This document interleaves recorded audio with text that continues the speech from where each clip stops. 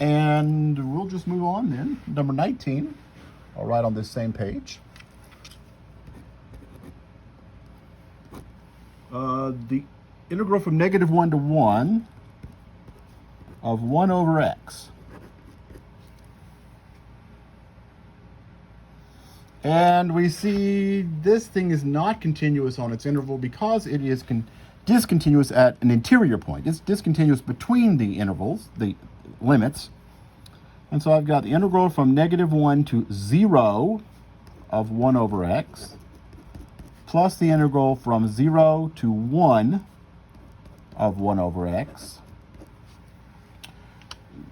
When the integral is discontinuous inside the interval, we split the interval at the discontinuity point, the point of discontinuity, so that we can work it like we just did number 18 with a limit at one of its endpoints. Now we have to evaluate each of these separately, and if this integral is to converge, these both have to converge. So let's see. Let's do this one. This one is going to be the limit as a goes to -1 from the right of the integral from -1 to 0 of 1 over x, which is the limit as a goes to -1 from the right of natural log of the absolute value of x from -1 to 0. Plug in. Oh, wait. I'm doing that totally wrong, folks. Start over. I have you all confused. 1 is not the problem. And I don't know what I did there. That was just totally wrong. Limit as a goes to 0 from the left, integral from -1 to a 1 over x.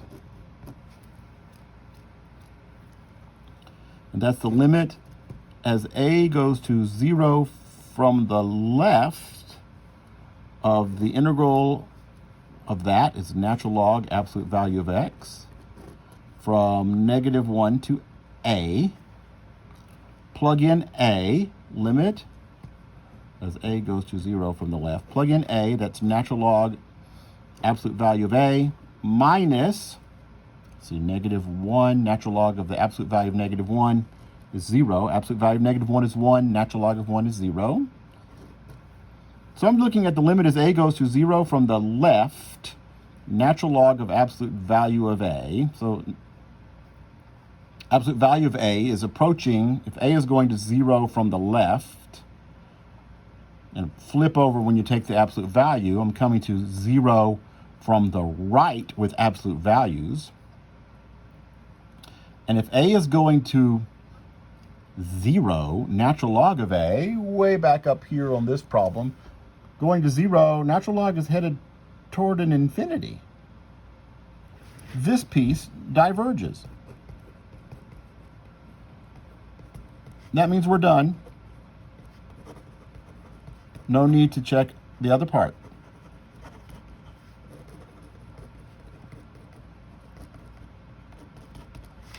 The whole integral diverges. Okay. And finally, number 22.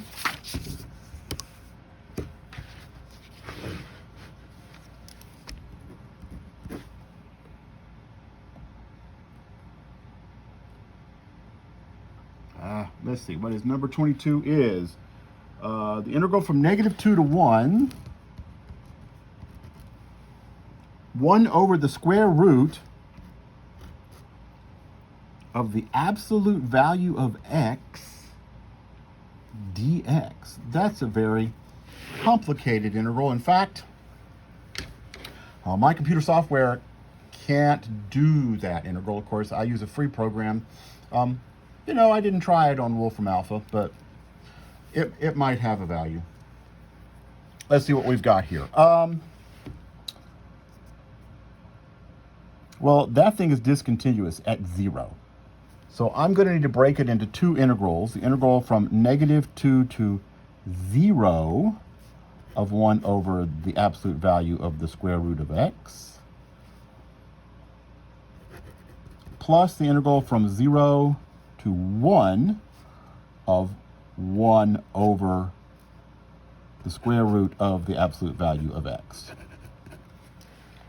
And now I need to evaluate those two integrals separately. And it's going to depend upon this feature.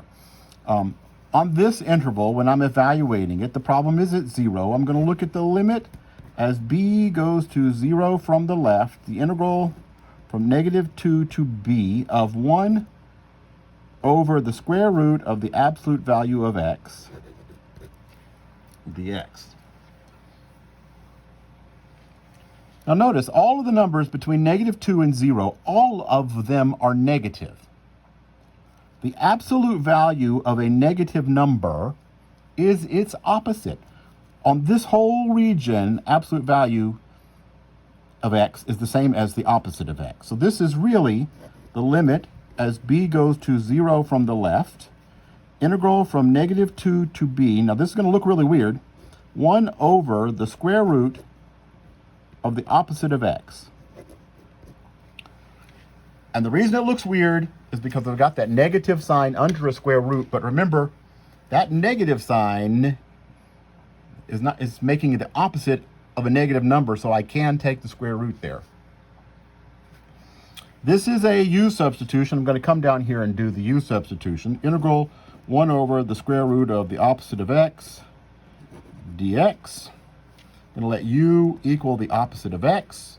So du is the opposite of dx. I need to put a negative in and a negative outside. It's the integral of 1 over the square root of u du with the negative sign out front. Let's see, what is this? This is negative the integral of u to the -1/2. It's in the denominator, negative square root 1/2 du. Raise the power. The new power is going to be 1/2. Divide by the new power. The new power was 1/2, so divide by 1/2 is 2. Negative 2u to the 1/2, which I'm going to write as -2 square root of u, but u is the opposite of x. So that's what I get here. Let's go back up here. Limit as b goes to 0 from the left. The antiderivative is -2 square root of -x from -2 to b.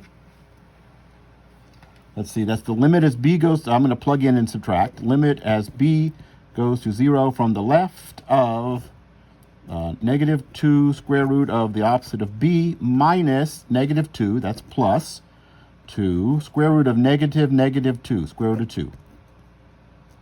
And then if b is going to 0, square root of 0 is 0. This goes to 0. This whole thing goes to 2 square roots of 2. That first half of it converged. I need to look at the second half. It's going to be much like it, except in this case, the discontinuity is at the bottom, a to 1, 1 over square root of x, and I didn't write absolute value of x. Same reasoning applies that I kind of used over here. Everywhere from 0 to 1, square root of x, the absolute value of x is x. They're all positive. Their absolute values are the same as them. I could write it like that, which is the limit as a goes to 0 from the right. I'm not going to repeat finding this antiderivative. It's very similar. In fact, except for the negative, this is 2 square roots of x from a to 1. Plug in, limit as a goes to 0 from the right of 2. Is that right? 2 minus 2 square root of a. And if a goes to 0, that goes to 2. So this must go to 2 square root of 2 plus 2.